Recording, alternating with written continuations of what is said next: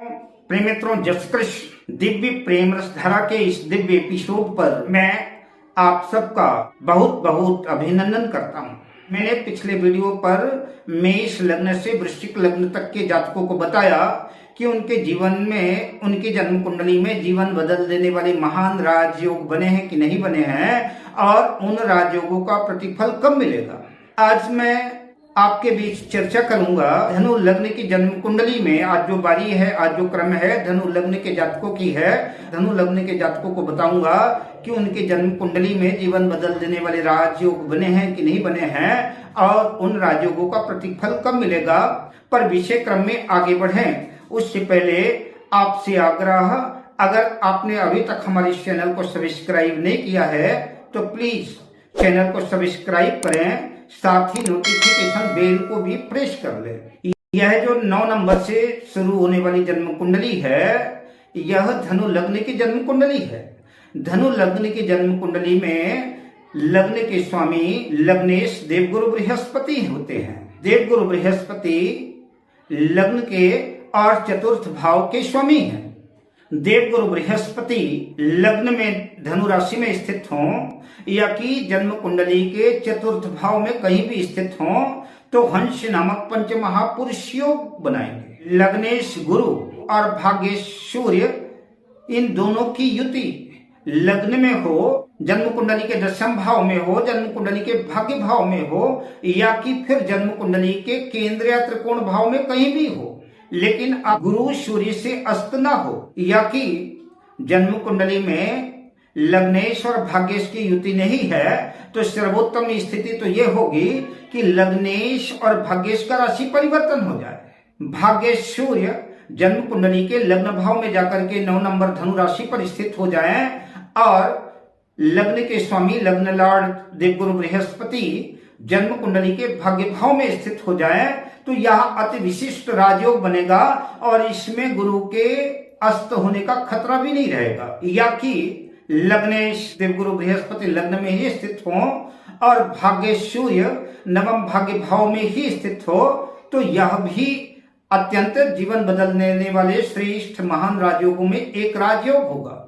जिन जातकों की जन्म कुंडली में ऐसा योग संयोग बना हुआ है, ऐसे जातक निस्संदेह अत्यंत भाग्यशाली होंगे। इनका भाग्य प्रतिपल इनके साथ रहेगा। प्रत्येक मुसीबत आने से पहले, प्रत्येक मुश्किल बाधा आने से पहले और भाग्य की वजह से सारे बिगड़े काम अपने आप स्वतः ही बन जाएंगे। तो ऐसे जातकों को इनके भाग्य का सदा सर्वदा साथ मिलेगा, सपोर्ट मिलेगा।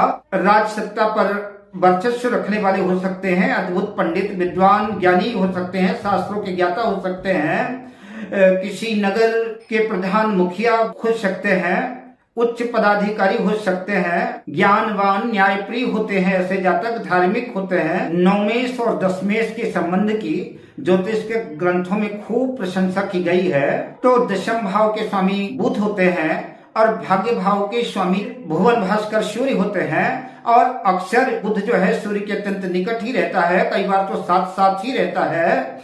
तो अगर तो सूर्य और बुध की युति जन्म कुंडली के दशम भाव में या कि जन्म कुंडली के नवम भाव में होगी या कि जन्म कुंडली के केंद्र या त्रिकोण भाव में कहीं भी होती है तो बुधादित्य योग बनेगा या कि दोनों का राशि परिवर्तन हो जाए। जन्म कुंडली के नवम भाव का स्वामी सूर्य जन्म कुंडली के दशम भाव में जाकर के स्थित हो जाए कन्या राशि पर और कन्या राशि का स्वामी दशमेश बुध जन्म कुंडली के नवम भाग्य भाव पर स्थित हो जाए तो यह सूर्य और बुध का राशि परिवर्तन हो जाएगा। या तो जन्म कुंडली के दशम भाव का स्वामी बुध जन्म कुंडली के दशम भाव में ही स्थित हो और जन्म कुंडली के नवम भाग्य भाव का स्वामी सूर्य जन्म कुंडली के नवम भाग्य भाव में ही स्थित हो तो भी यह जीवन बदल देने वाले उत्कृष्ट राजयोगों में एक राजयोग गिना जाएगा।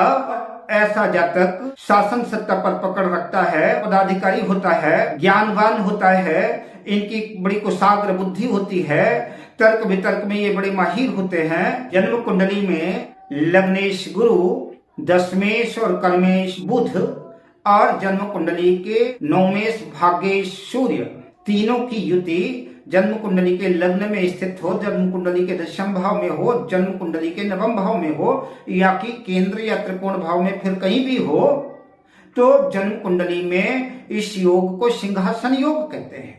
जिसकी भी जन्म कुंडली में यह सिंहासन योग बनता है उसका प्रभाव राजा महाराजाओं के समान होता है। राजा महाराजाओं के समान ही उसके पास विपुल धन वैभव का स्वामी होता है। जीवन में किसी चीज की कमी नहीं रहती। जातकों का लोग सम्मान करते हैं। ये हर क्षेत्र में अपनी पकड़ रखते हैं और हर क्षेत्र में सफल होते हैं।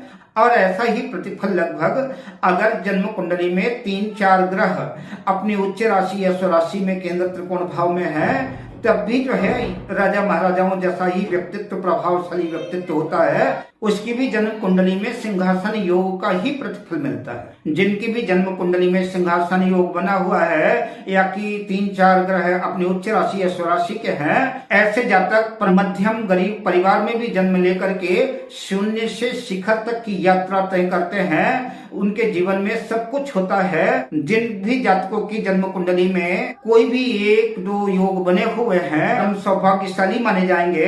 इनका भाग्य सदा सर्वदा साथ देगा। ये उच्च पदों पर पदस्थ होंगे, न्यायप्रिय होंगे, धार्मिक आस्थावान होंगे, ज्ञानवान बुद्धिमान होंगे। गुरु ज्ञान का, धन का, ऐश्वर्य का कारक है, बुद्ध बुद्धि का कारक है, सूर्य यश कीर्ति और प्रतिष्ठा का कारक है, सरकार का कारक है। क्योंकि जन्म कुंडली में ऐसा योग संयोग बना हुआ है उनका प्रभाव राजा महाराजाओं के समान ही रहता है। जन्म कुंडली के भाग्य सूर्य जन्म कुंडली के पंचम भाव मेष राशि पर होंगे तो वो अपनी उच्च राशि पर होंगे। और पंचमेश मंगल जन्म कुंडली के भाग्य भाव में होगा तो यह पंचमेश और भाग्येश का राशि परिवर्तन भी होगा। देवगुरु बृहस्पति लग्न में हो या कि केंद्र त्रिकोण में कहीं भी हो, लग्न में हो तो ज्यादा अच्छा रहेगा। ऐसे जातक उच्च शिक्षा प्राप्त, विद्वान, ज्ञानवान, चतुर, उच्च पदस्थ, मान सम्मान से युक्त, सरकार से सम्मानित होते हैं। शिक्षा के क्षेत्र में इनका विशेष प्रभाव रहता है और इनका जो फल मिलेगा, इनका जो प्रतिफल मिलेगा, उन योग कारक ग्रहों की दशा अंतर्दशा जब आएगी तो गुरु, सूर्य, बुध की जब दशा अंतर्दशा, जब योग कारक ग्रहों की दशा अंतर्दशा, प्रत्यंतर दशा आएगी, उन दशाओं में ही इनको इस विशिष्ट राजयोग का प्रतिफल मिलेगा। अब मैं आपसे लेता हूं विदा, शुभकामनाओं के साथ। जय श्री कृष्ण।